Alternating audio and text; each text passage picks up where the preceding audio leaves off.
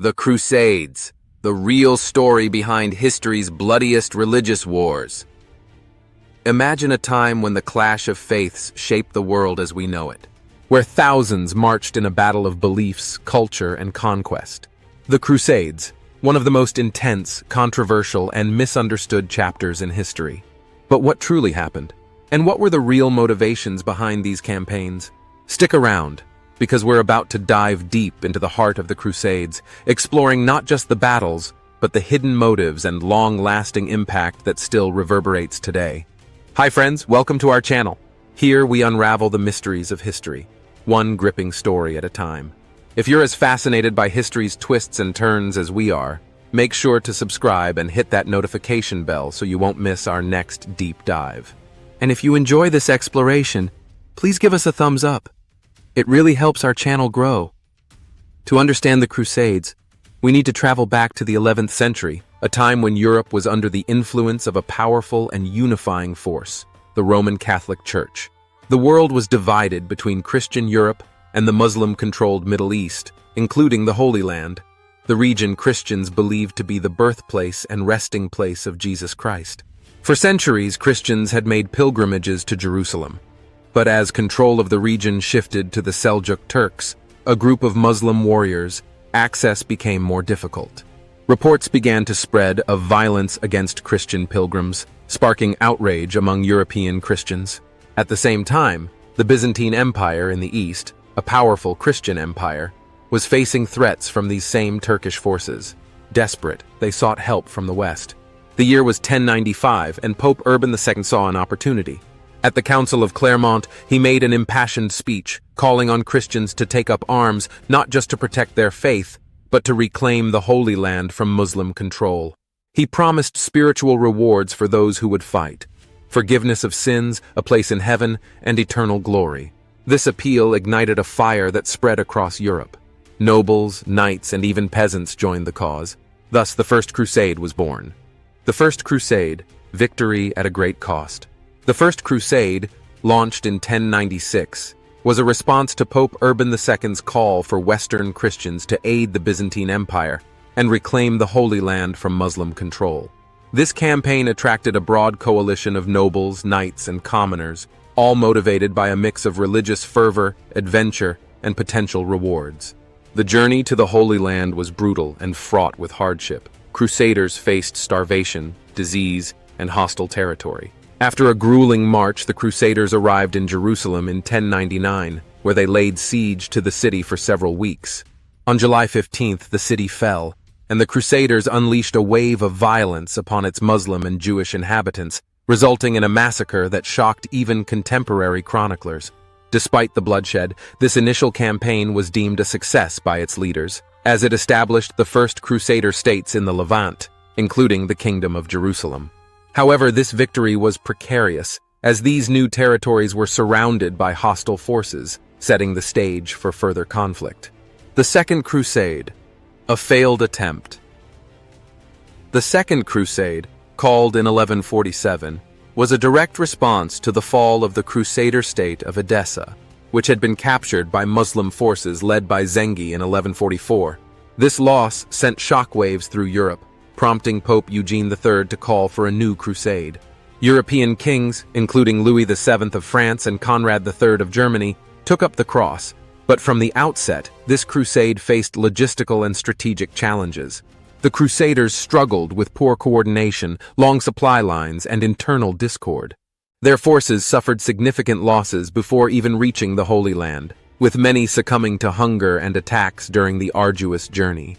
Once in the region, they were met with fierce resistance, particularly during the failed siege of Damascus in 1148, which ended in a decisive Muslim victory. The Second Crusade is often remembered as a disaster, as it failed to reclaim Edessa and further weakened the Crusader presence in the Levant, emboldening Muslim leaders to reclaim more territory.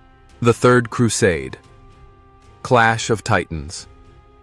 The Third Crusade, 1189 to 1192, is among the most famous, partly due to the legendary figures involved, such as Richard the Lionheart of England, Philip II of France, and the Muslim leader Saladin. This crusade was sparked by Saladin's decisive victory over the Crusaders at the Battle of Hattin in 1187, where his forces effectively wiped out much of the Crusader army and recaptured Jerusalem. In response, European leaders assembled one of the largest and most formidable crusading armies ever seen. Unlike previous campaigns, the Third Crusade was marked by more strategic maneuvering and iconic battles. Richard the Lionheart, in particular, proved a formidable opponent, winning several engagements against Saladin's forces, including the famous Battle of Arsuf in 1191. However, despite these victories, the Crusaders were unable to recapture Jerusalem. The crusade ended with a truce, allowing Christian pilgrims to access the holy sites in Jerusalem, but leaving the city under Muslim control. This uneasy peace reflected a mutual respect between Richard and Saladin, both of whom admired each other's courage and chivalry, though they remained fierce adversaries. The Fourth Crusade. Betrayal of the Cross. The Fourth Crusade, 1202-1204, took an unexpected and tragic turn, resulting in one of the darkest chapters in crusading history. Initially intended to recapture Jerusalem by striking at Egypt, the Crusaders became entangled in a web of political and financial obligations. Strapped for resources, the Crusaders accepted an offer from Venetian merchants to transport them to the east, but only if they first helped Venice capture the Christian city of Zara, which was in rebellion against Venetian rule. This action resulted in excommunication for the Crusaders by Pope Innocent III, though they ultimately went forward with the campaign. Their journey took an even more shocking twist when they were persuaded to intervene in a Byzantine power struggle, culminating in the infamous sack of Constantinople in 1204. This assault on one of Christianity's most revered cities saw the Crusaders pillage, loot, and desecrate Constantinople, fracturing the already strained relationship between the Western and Eastern churches. This betrayal left the Byzantine Empire weakened and marked the Fourth Crusade as a grim reminder of how the original crusading ideals had been corrupted by ambition and greed. Later Crusades. The slow decline. The later Crusades, spanning the 13th century, continued but lacked the coherence and purpose of the earlier campaigns. The Fifth Crusade, 1217-1221, aimed to weaken Muslim control by targeting Egypt.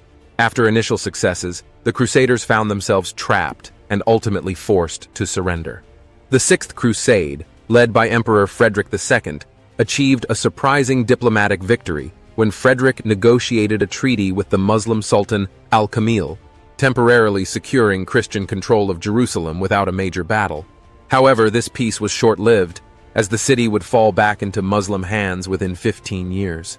The Seventh and Eighth Crusades, launched by King Louis IX of France, ended in failure, with Louis dying in Tunis during the latter. By the time the last Crusader stronghold in the Holy Land, Acre, fell to the Mamluks in 1291, the crusading era was effectively over. These later crusades, plagued by lack of unified leadership, dwindling enthusiasm, and changing political priorities, underscored the gradual decline of the crusading ideal. Europe's focus shifted away from the Holy Land toward internal conflicts, and the Crusades became a relic of an earlier, more fervent age of religious warfare. The Crusades were about more than just religious warfare. They were a collision of politics, economic interests, and social dynamics. Many Crusaders were younger sons of noble families with no inheritance of their own, seeking wealth and land in the East. The Church saw the Crusades as a way to exert its influence and bring unity to a fragmented Europe. Merchants saw new trade opportunities and routes opening up in the East, and rulers saw a chance to expand their territories and increase their prestige. But the Crusades had consequences that extended far beyond the battlefield.